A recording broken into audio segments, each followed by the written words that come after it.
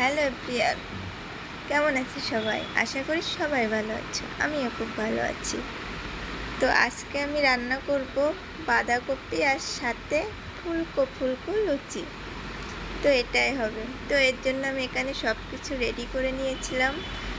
তো তারপর আমি কড়াইতে তেল দিয়ে দিচ্ছিলাম। একে একে আমি জিরে ফোড়ন দিয়ে দিচ্ছিলাম। তো জিরেটা একটু ভাজা ভাজা হয়ে গেলে আমি উঠাই নিব।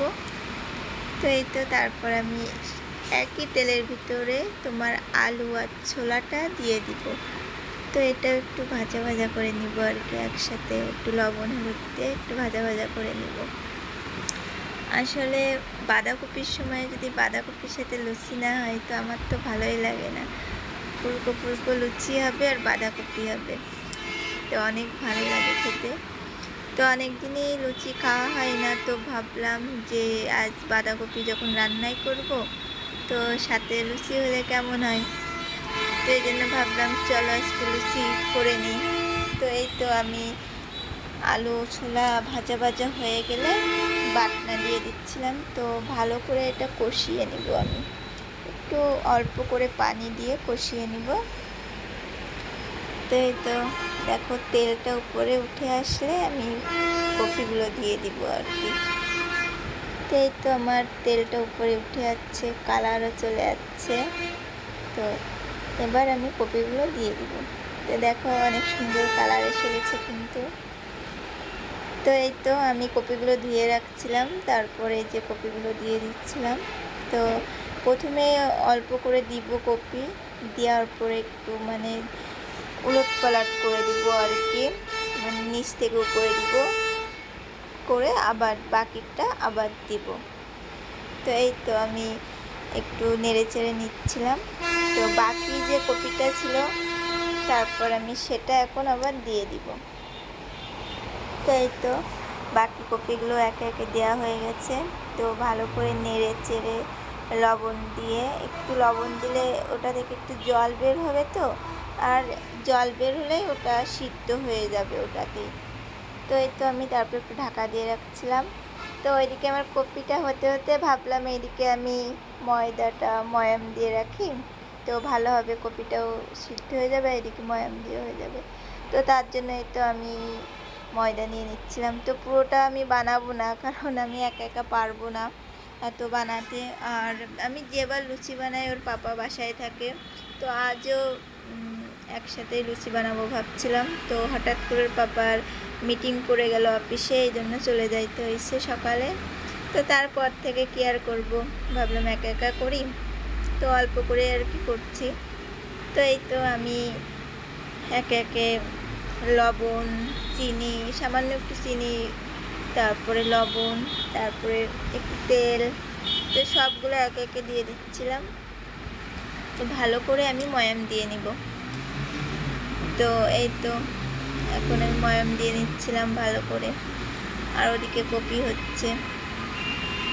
তো এই যে আমি ভালো করে ময়াম দিয়ে নিচ্ছিলাম, তারপর অল্প অল্প করে একটু জল দিয়ে দিচ্ছিলাম।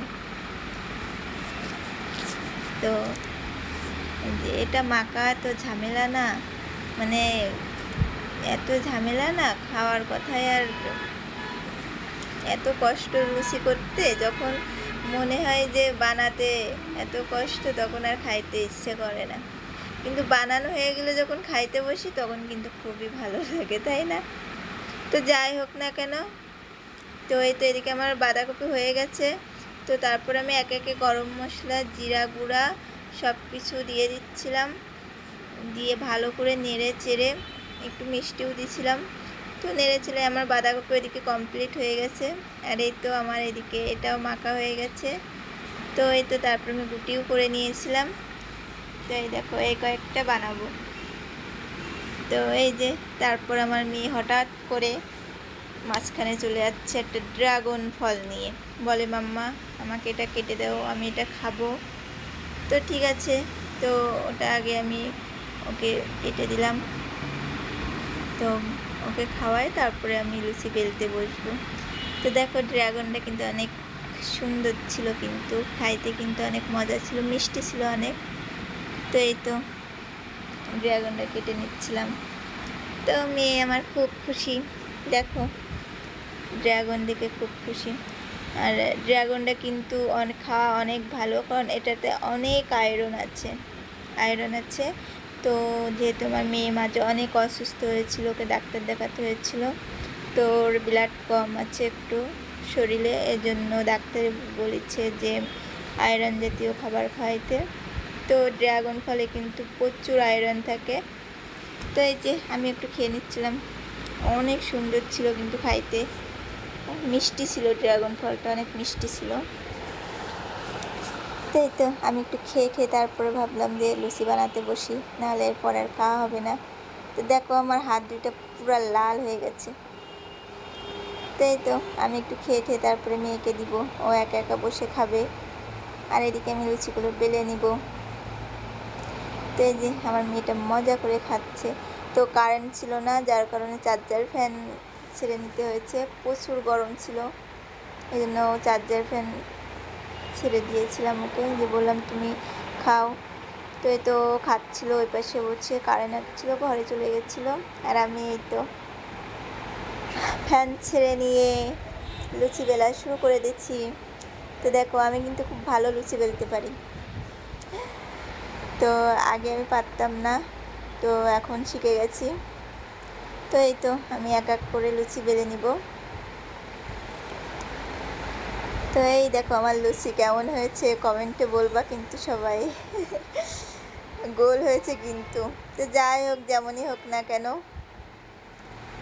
তো এই তো আমি এক এক করে সবগুলোই বেলে নিচ্ছিলাম, আর ওই যে আমার মেয়ে পাশে বসে খাচ্ছিল। তো হেব্বি ঝামেলা এগুলো করা, আমার কাছে তো অনেক ঝামেলা, তারপরেও করতে হবে, খাইতে গেলে তো করতেই হবে, তাই না? তো এই তো লুচিগুলো এক এক করে সবগুলোই বেলে নিচ্ছিলাম। তো এই যে আমার লুচি বেলা কমপ্লিট। তো দেখো আমি সবগুলো লুচি বেলে নিয়েছি, তো অনেক সুন্দর গোল হয়েছে কিন্তু, না? তো এবার ভাজতে চলে যাব। তো এই তো কড়াইতে আমি তেলও বসিয়ে দিয়েছি, তেলটা গরম হতে হবে। তো তেলটা আমার প্রায় গরম হয়ে এসেছে, তো আমি এবার একটা দিয়ে দেখব। তো এই তো দেখি ফুলে কি না, মনে হচ্ছে ফুলবে। এই তো আমার লুচিটা ফুলতেছে, ফুলকো ফুলকো লুচি আর বাঁধাকপি। কেমন লাগে কমেন্ট করে জানাও সবাই। তো এই তো দেখো, ওয়াও, কত সুন্দর ফুলছে না? আসলে লুচি ভাজতে গেলে লুচি যদি না ফুলে না, তো আমার কাছে একদমই ভালো লাগে না। তো এরকম ফুলকো ফুলকো লুচি হবে, খেতেও অনেক মজা হবে, তাই না? তো এই তো আমি লুচি ভেজে নিচ্ছিলাম, তো এক এক করে লুচিগুলো ভেজে নিচ্ছিলাম। তো এই যে দেখো ফুলকো ফুলকো লুচি, দেখতেও কিন্তু সুন্দর লাগতেছে, তাই না? তো এই তো আমি এক এক করে লুচি সবগুলোই ভেজে নিয়েছি। এই যে আমার লুচি ভাজা কমপ্লিট। তো আমি জানি না ভিডিওটা কেমন লাগলো তোমাদের কাছে, তো ভালো লাগলে অবশ্যই কমেন্ট করো। তো টাটা, বাই বাই।